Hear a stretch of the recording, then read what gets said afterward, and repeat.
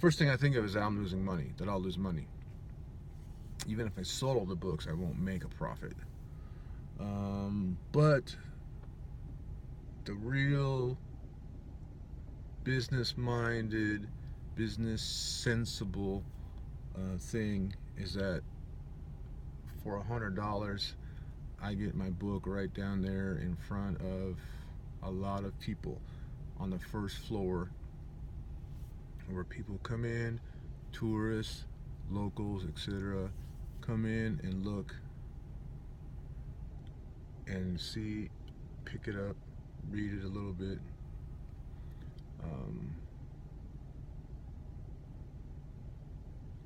For $100, it's pretty good advertising.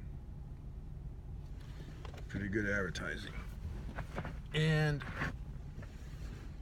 each book I sell, the cost, right? So let's say I'm buying advertising. For each book I sell, the cost will go down, of this advertising will go down $5. So they want 10 books for this. If I sell all 10 books, this whole thing would cost me $100 or $50. Well, I forget that I have to buy the books first, right, at cost. But whatever. So that's where I'm at. That's where I'm at. Also, let's get closer to coffee. I sent off and inquired about a couple different jobs here in Boulder.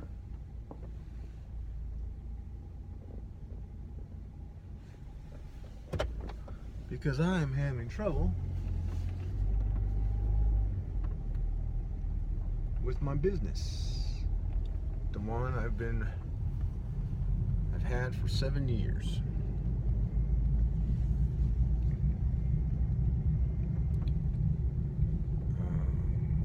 We're losing money somehow, and I don't know if that's the right term to say. If we're losing money, we're just not making enough.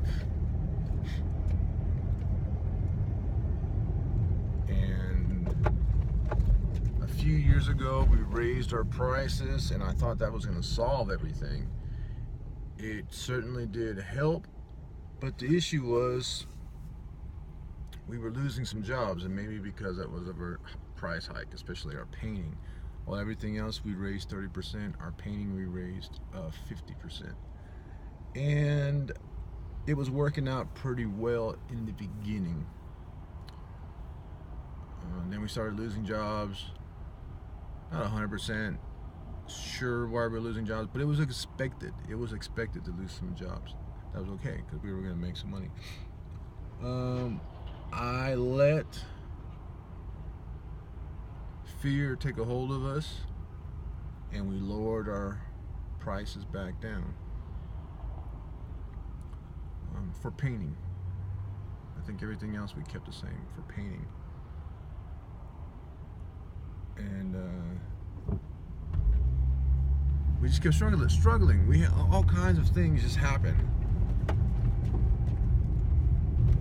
Hired a guy who stole from us.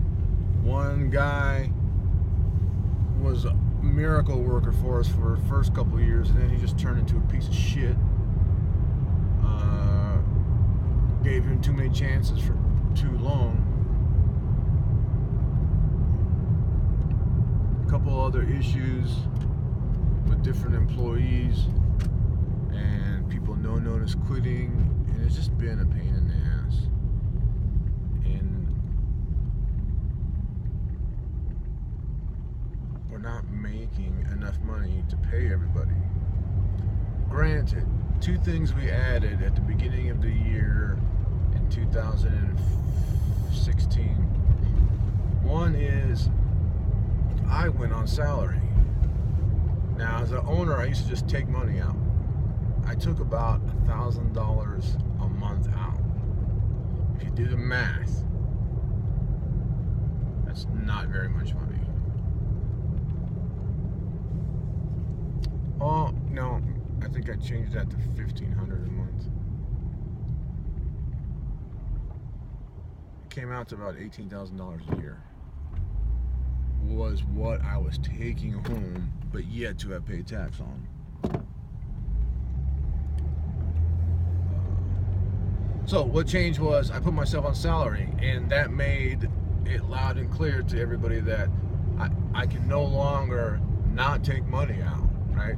Because I used to. Things would be tight, and I'd be like, okay, well, I won't pay myself this month. All right? Oi, oi, oi, oi. It's a red light. But when you're an employee, you can't do that. So that caused a slight increase in our expenses. Was my salary, changing my salary, because in order for me to take home the same amount of money, I had to pay myself the amount that would be before taxes. That caused our expenses to go up a little bit. Not much, but a little bit. The next was medical insurance. We were profiting so much. I didn't see like Mercedes-Benz trucks for everybody. I didn't see, new F-150s for everybody. I saw medical insurance for everybody. When I saw how much money we're making after raising our prices, I was like, this is what you guys want, let's do it. Medical insurance. That's another expense. Those are the two biggest expenses that has happened, though I still do not think that is enough to cause us to struggle for the past year and a quarter.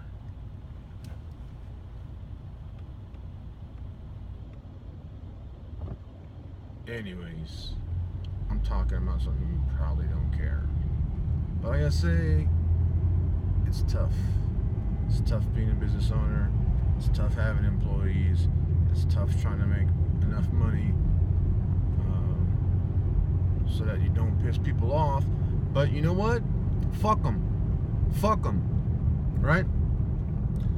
I am already in a situation that all my guys are working 40 hours a week. Now they are. I got new guys. They're all working 40 hours a week. Nobody's fucking off. These guys are working diligently. They're producing. And if everybody's working 40 hours a week, and we have all the work that we can handle, we got paint jobs waiting for us, on the back burner, then that means we're not charging enough. And if we continue to work at this rate for what people think is a good price, we will go out of business. So fuck them. 5 guys will lose their jobs and lose their medical insurance because somebody else wants a good deal. Fuck them. They don't want to hire us, they can hire some fucking drunk bastard. You know what we charge to paint a room?